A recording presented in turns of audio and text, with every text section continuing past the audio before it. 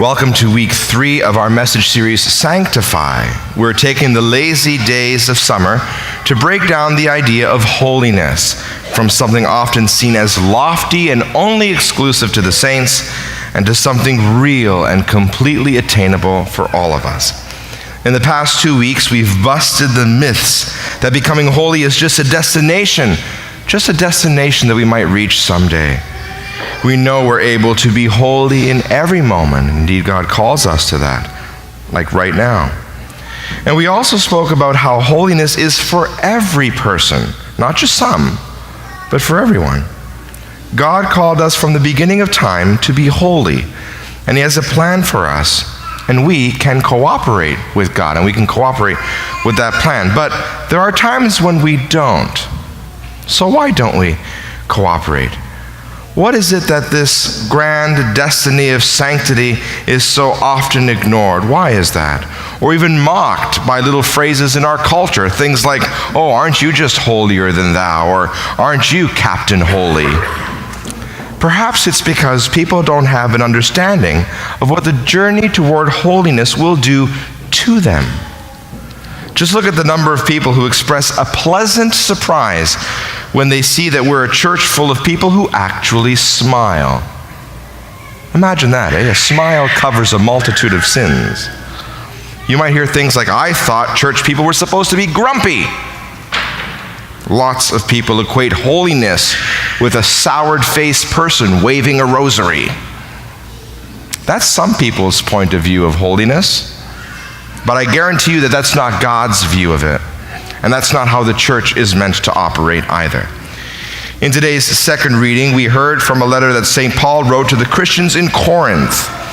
Paul was one of the most zealous preachers of his day and a prolific and passionate writer. And he's still one of the most influential saints to date.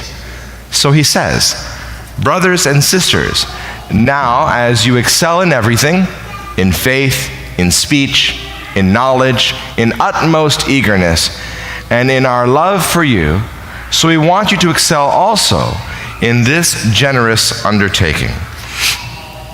He goes on, but I want to focus on this verse in particular. He lists many virtues and great qualities that faithful Christians ought to strive to have. Things like faith and diplomatic and convincing speech, a range of knowledge about the faith, loving community with others. And then there's this one, which stands out a little bit. Paul commends the Corinthians for their utmost eagerness, The other things kind of make sense in that list, and they're understood to be acceptable if you want to live a genuine, faithful Christian life. But eagerness? Isn't that just a personality trait? Or enthusiasm for a new work project? What's it doing in this list of things like faith and knowledge? Well, Paul makes a subtle point here. Zeal, or passion for our faith, is noticeable. It makes a difference. It will grab attention. It turns heads and makes people start asking questions like, what has he got that I'm missing? The idea is that our eagerness is essentially bait. And once others are intrigued and begin to delve deeper into why we are the way we are, these other virtues will give us the charity, wisdom, and conviction to tell them what we're so eager about. Okay, it's time for a timeout. How are we supposed to be eager for the faith? Oftentimes, we view our faith as something that is static, not much going on there. Our faith is just something that we do, perhaps begrudgingly at best. To actually be excited about something we can sometimes see as a chore, and a boring one of that, seems sometimes impossible. But I would turn your attention to our first reading today. God did not make death, and He does not delight in the death of the living. Think about this sentence for a minute. It doesn't really seem to make much sense. The death of the living? What's that all about? How can you be dead but still living? Well, he's not referring to physical death here, but a spiritual death of sorts. How often, friends, do you see people coming out of church looking like they just came home from a funeral? Pope Francis talks about this all the time, right? We look gloomy as we walk out the doors of the church. God does not delight in the death of the living. God did not make you to experience the faith lifelessly. He made you to thrive into holiness, to experience true and full joy through it. That was his plan and vision from the beginning, and that is doable. Need proof? Just look at our young teenagers who are preparing to go to Steubenville in just 2 weeks. They've been working their butts off to be able to raise the funds to go to a Jesus conference on a beautiful July weekend. And you should see the glow on their faces when they get off the bus as they return. And their favorite part of the conference? Hands down, one of their favorite parts of that event each year is adoration. Adoration happens for several hours on Saturday night. Several hours.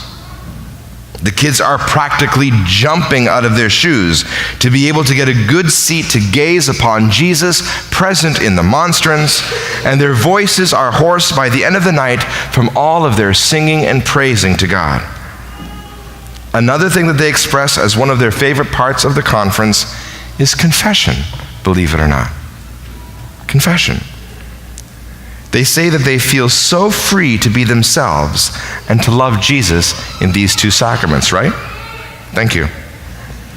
And these are the teens that we so often say are disconnected from the church. The world is constantly telling them that faith is irrelevant. But I can assure you that they find it anything but boring. Dear friends, the faith is certainly alive and well here and now. This was what God intended our faith to be. Something that brings us to life. Something that brings us to life. People who are holy are attractive, vibrant, and fully themselves. Pope Benedict XVI once said, "If we let Christ into our lives, we lose nothing, absolutely nothing of what makes life free and beautiful and great. No, only in this friendship are the doors of life opened wide. Only in this friendship is the great potential of human existence truly revealed." To emphasize this point, I want to take a look at today's gospel reading. Jesus is going through town, doing his usual preaching and teaching, when a man, one of the leaders of the temple, falls at Jesus' feet. And he starts begging him, saying, "My little daughter is at the point of death. Come and lay your hands on her, so that she may be made well and live." So that she may live.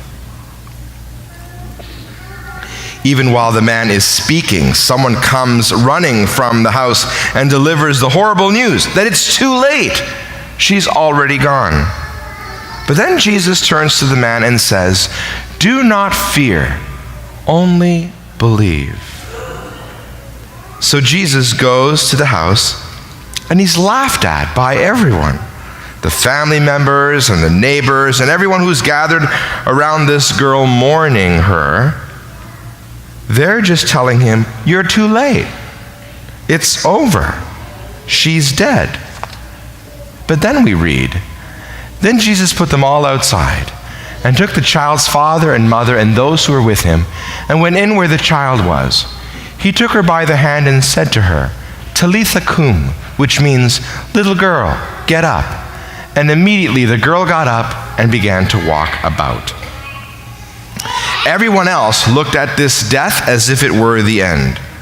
They thought that this was the end of the line, game over. And Jesus strode through the realm of the impossible to reach out to a little girl who could not reach out to him, and brought her to life.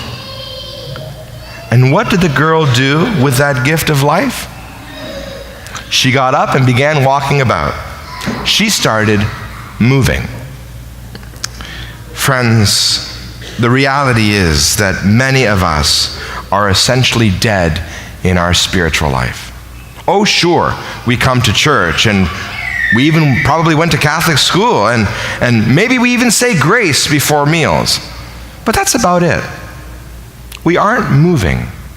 We aren't growing in faith. Jesus came so that you could have life and truly live. So that this faith would be alive in you and that you would be made alive to the faith. And so that you can move forward on the path of holiness. But what's holding you down? And where in your life is God reaching out to grab your hand and say, little one, get up? What's holding you down? Is it your job? The one you think is just sucking the life right out of you, but really you're not truly investing yourself in it? Is it your past? Those things you think have shaped you to be who you are today, so you're not content to deal with them and to try to overcome them, right? We're so focused on the past. We're stuck in that, thinking that that defines us. Is it your spouse or a family member? That person who is just so unnecessarily difficult, who you're not extending the benefit of the doubt to, and therefore you assume that they're just being difficult intentionally, right? They're doing this on purpose. They grind me on purpose. What in your life are you letting suck the life right out of you? And how can you step up? Hand it over to Jesus in prayer and in reconciliation. God has called you today to be holy. And you can't do that if you stay in the same place you are right now, right? Life is not meant to just be a stale, stagnant walk. It's not meant to be like that. We're meant to go onward and upward and forward, moving forward. God is calling you to be alive. He's calling you to get up and to move.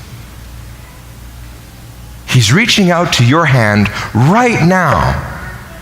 And he is saying, little one, my child, get up. May God bless you.